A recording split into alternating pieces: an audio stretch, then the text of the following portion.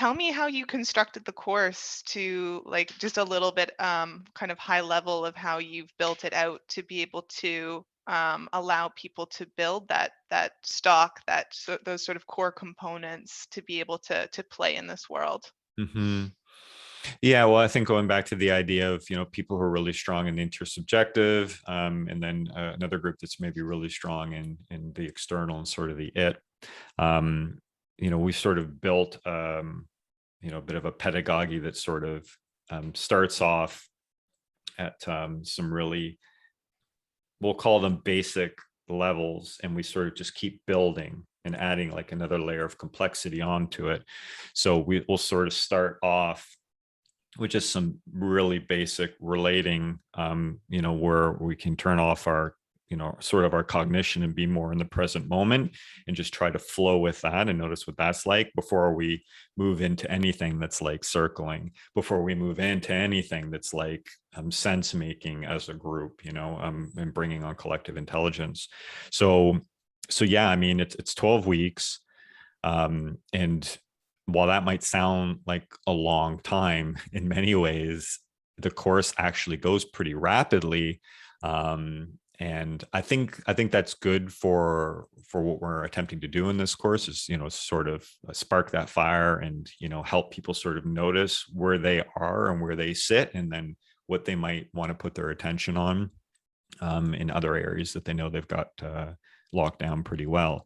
I think it's really good for that. And it's like if we were to go really deep with each aspect of this, it's almost like it's almost like a 6 month course, So it's yeah, it's just I think hopefully we'll see. It's a nice, smooth progression of adding just another layer of complexity so that people can um, sort of keep up and sort of notice, integrate the previous week's work into the addition of this new idea. And for some people, it's not going to be a new idea. Like in one particular session, they're like, if you've done circling for several years, a couple of these sessions, it's like it's already integrated.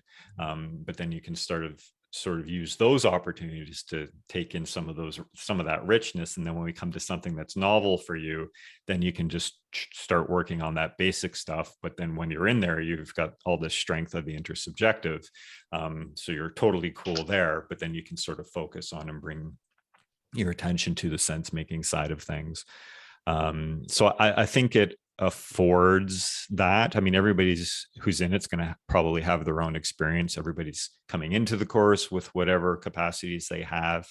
And then there's, just a capacity for learning, and then how good of a job we do of sort of presenting these things in the practice. But it's highly experiential. So I think even for people who would think that they've got some of this on lock, it also gives them access to the dojo, to do this sort of practice, because I don't know too many people that I can have these types of multi-perspectival conversations with. Um, and I think it's important to have that practice so that you can deepen those skills and get better with those. So this provides another opportunity as well. So I think we're covering a pretty broad spectrum of capacities in the course, but I think the trajectory of it should cover people um, who feel like they've got something to learn, and who are really there because they want that opportunity to see another perspective on something that's novel to them, and then have a structure that allows them to sort of find their way in it. And then I also think it provides, a great playground for people who also feel like they're sharpening those skills. It gives them a place to do that as well. Hmm. Yeah. That's pretty much it for my scary notebook. But something as you were talking about the the multi-perspectival piece and how important it is um to have like people with those skills around just kind of made me think of like when I watch, and I don't know if I'm romanticizing the past or being nostalgic or something, but when I watch like news from, even 30, 40 years ago, when when there's a panel on, they seem so much better at constructive argumentation and dialogue than today. I don't know. And I mean, of course, that's not always the case in every clip or, whatever. And there's a lot of issues in the world at that time as well. But do you think that there's been a regression, at least in like public discourse, with being able to hold multiple perspectives? Yeah, it's interesting. I want to say like yes, and um I think my perspective is that it's a lot messier, but I actually think it's because there's an expectation now to bring in these other perspectives, and some people who are doing it aren't particularly good at it, or they have a clear bias, so they're acting as if they're doing the thing, but they're not really doing the thing, because very rarely is anybody put to task in these particular situations, especially if you look at like an online like a news panel. They tend to just pick people who are going to confirm the bias of whatever the news organization or the host wants to turn around and do. So you end up with just a bunch of talking heads who have all sorts of this personal subjective energy around their around the context of the things that they're saying, and there's no attention being put to why do you have so much energy about this, why is this so important to you, right? Because I think in many ways, you could look at sides of any particular social issue that we're dealing with, and I think there's a lot of legitimacy in the content of each side to turn around and suggest that this is a really complex issue.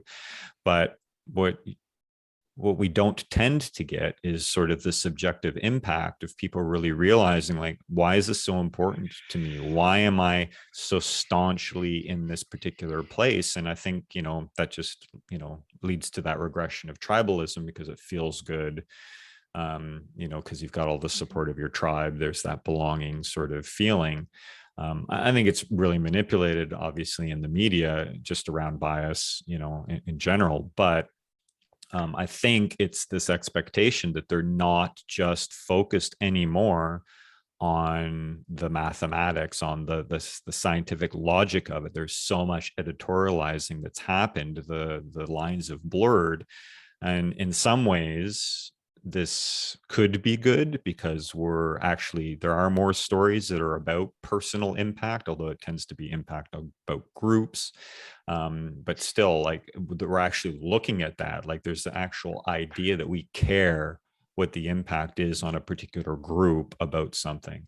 However, the amount of bias that goes into it significantly clouds the content, and then it just gives anybody who's on the other side something to argue against. Then you just continue to have this, this feuding and this fighting, rather than like, oh, hang on a sec, we both want the same thing, we're both scared, we both don't like the way it's going, we just have different ways of going about it.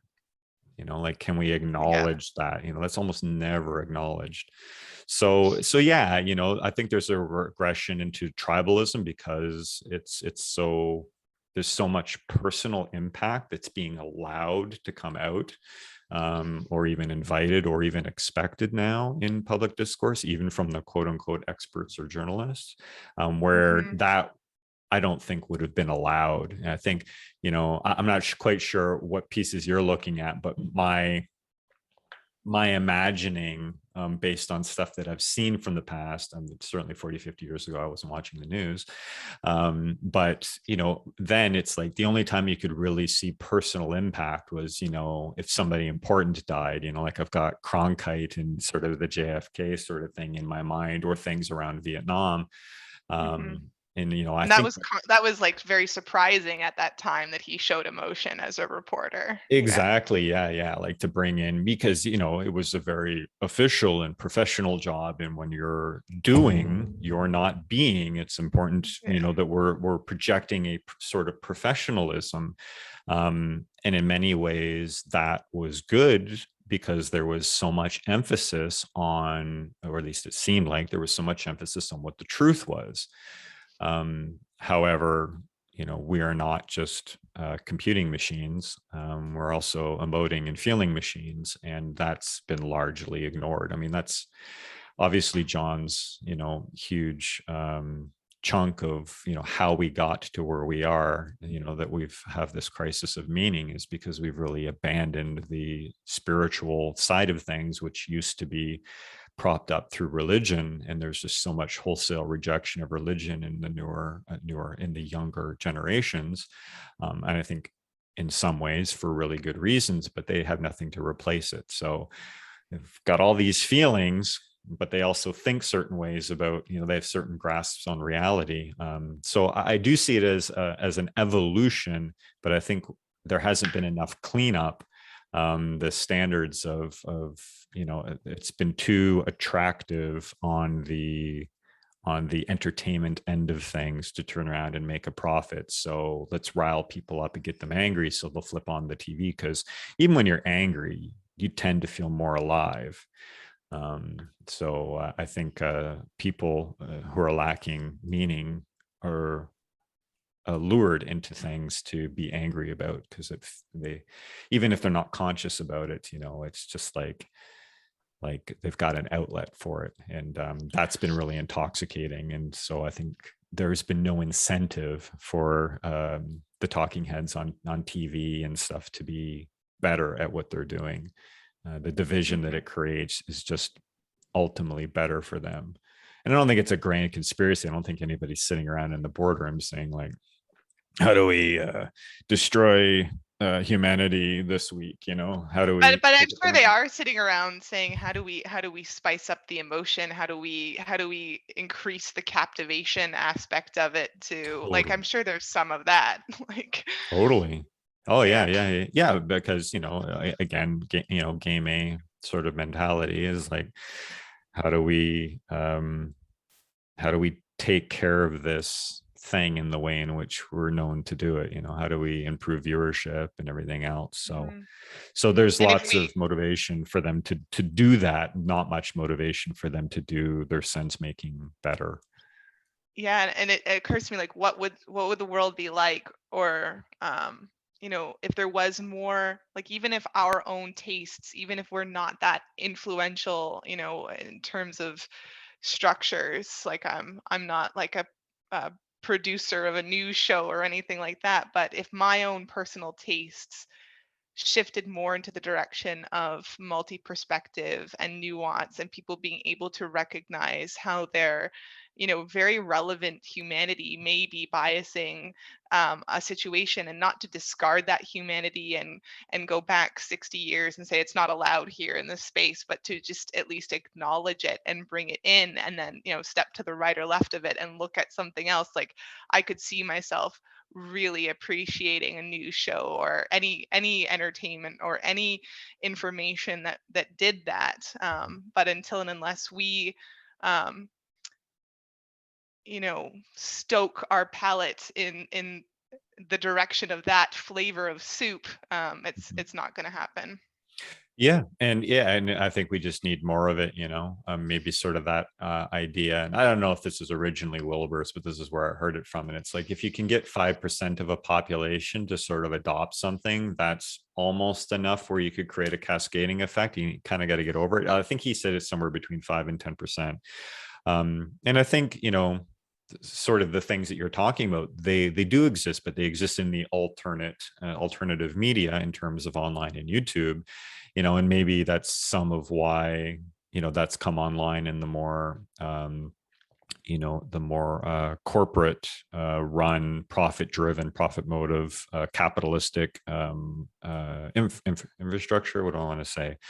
Companies, anyways. Where they're like, oh, Joe Rogan's got however many millions of subscribers. What can we do? Like, what are people getting out of that? And of course they're not going to devote 3 hours to an interview, which in so many ways is a mistake. But I think they're trying to, I don't know if that's what the trigger of it was. I think it's just in the zeitgeist of social discourse online. This idea of Facebook being about connection and social media, and it's really not proven to be used that way. It's been co-opted to do something else, and I think it just makes sense that that's bled into the more mainstream media. But you have these things in the alternative media. You have people like Peterson interviewing interesting people who have a fairly wide variety of perspectives. And there's a lot of impact that often gets shared, certainly on Peterson's side of things, of like how he's impacted by the things that are being said. He allows himself to get excited. He allows himself to get upset, or to get emotional, when he's more fully engaged in the conversation. And I only name Peterson because it's the most clearest example. I think there are other people who are doing really good sense making, but they're not as emotionally invested in the conversation because they're more on the higher theoretical ends of things, which is fantastic. You're not going to get that in the mainstream media at all. I mean, could you Mhm. imagine like how would John's 50-hour Awakening from the Meaning Crisis, which I frankly think the entire population of the planet would be better off for watching, how does that ever end up on mainstream television? And it doesn't. So um yeah, I mean, I don't know. It's an interesting time, but unfortunately, still so many people are influenced by the sound bites, because we're really busy people in general. Most families have both parents working, if there's both parents in the household. That squeezing of the middle class has really reduced our capacity to add more complexity or take in more information. So it's hence why we're in a crisis. Indeed. Yeah. Yeah. I know we've gone a little off track. I will bring us home soon, but I want to add that it has just occurred to me as well. Like there's obviously an enormous rise in popularity of podcasts, and by nature those would be fairly multi-perspectival because every time it's a different guest. But of course, there's kind of a slant to the interviewer, to the host or podcaster that's doing it.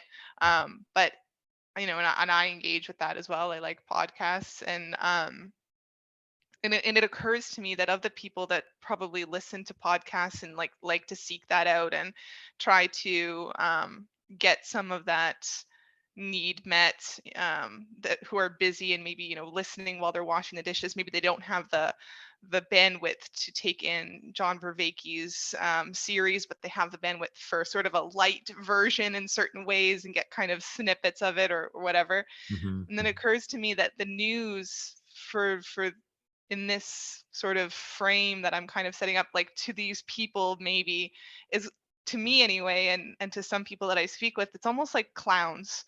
Like it's still information that we're taking in, and it's still, but it's like a completely different world. It's like a completely different um space that I'm entering if I turn on the news. And I don't really take any of it seriously, and I don't really know where to get my information in any sort of reliable way. It's this like really subjective sort of long conversation style of podcasting, or it's like clowns kind of spitting facts at me. Um, anyway, it's my 2 cents Yeah, on yeah, that. it sort of occurs to me there's two things on the cloud end of things. Maybe the most salient thing is the question of trust, because the person who's giving you the information, you don't have a sense of who they are as a person. And maybe we as a society, at least at the implicit level, are starting to notice that just because somebody's on TV, they're not necessarily the expert. Whereas before, it would be assumed if you're the newscaster, like that idea of the anchor of the news, would be like the most credible person, like so much power would be given to them. But I think that was also taken on in earnest. And I think they probably really worked because they realized that people were looking to them as the authority to give them information on the news. And that's just not the case anymore. Now they're just, scrambling for viewership because there are so many options for where people can get their information. So I think there's that on that end. And then when you're on, more of the podcast side of things, say, although I think you get this in the mainstream media too, is that not all podcasts are created equal. And I think a lot of the podcasts, they tend to have their own particular cognitive or their own particular biases. And I think there's only a few, and even then, it's like, oh, where's the bias here? There's only a few of them that I think do a really good job of sort of riding that line.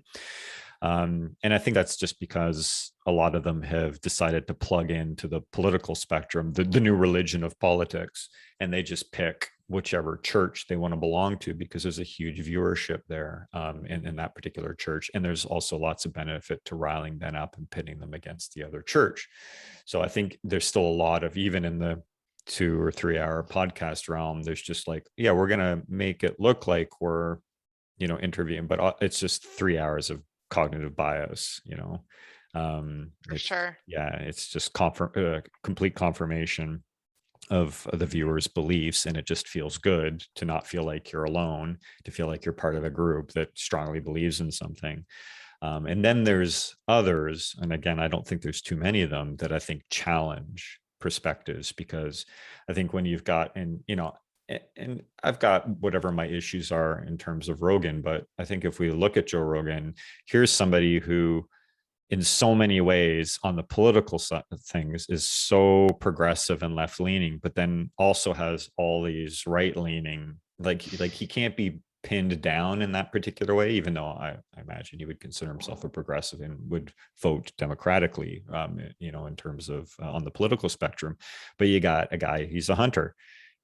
He's a UFC commentator. He's talking about fighting all the time. These progressive values of prize fighting. So, and he'll have people on who are staunchly conservative and have a lot of conservative political talking points, but he'll also have people who are staunchly liberal and people in the middle as well. So I think I like the idea when like either side is like angry, the political side is like really frustrated with that person. That's probably indicative of a good podcast to watch, because they can't be pinned down into some sort of political possession. I think that's maybe a good signal. Whereas certain people like maybe Shapiro or I'm trying to think of people on the left, like CNBC's stuff. It's so clearly politically polarized, and just one side on the political spectrum loves that person and the other side completely abhors them. And Hmm. that's probably a good idea that there's a ton of bias in that podcast. So take your Yeah, 3 hour interviews with a grain of salt there. for sure.